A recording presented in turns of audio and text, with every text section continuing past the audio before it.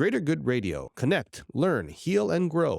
Are you familiar with how polarizations work in IFS, right? You have two parts that are polarized against each other. One polarization that is missed, and I know I missed it, but I see it especially as a PA, or the program assistant, is the polarization between therapist and client parts. So client's parts or therapist parts, one will get activated, and then the other one will activate, and they're going at it, and they don't notice it.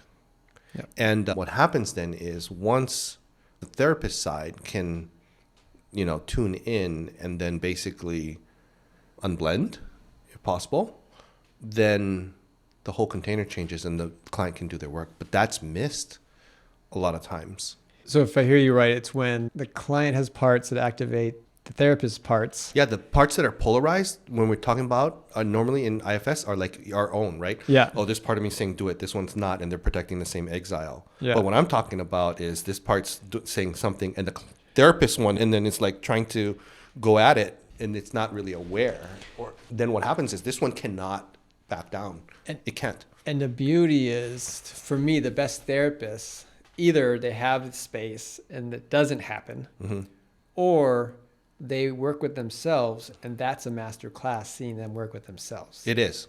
That's where you're like, whoa. It's like, was that magic?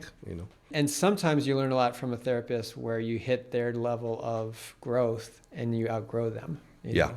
And it takes some pretty good self-energy of yourself, because when that happens, there's often, they say certain things. And so I know for myself, whenever I have coaching, especially if there's like a hard coaching session, or even if it's a really great one, I then go to therapy and I'm like, hey, I helped someone with this.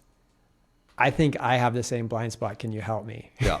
And then I go through it. And then whether it's the next time with them or just the next time it comes up, I now have brought more awareness to that blind spot. And so I can go further and, really hold the space.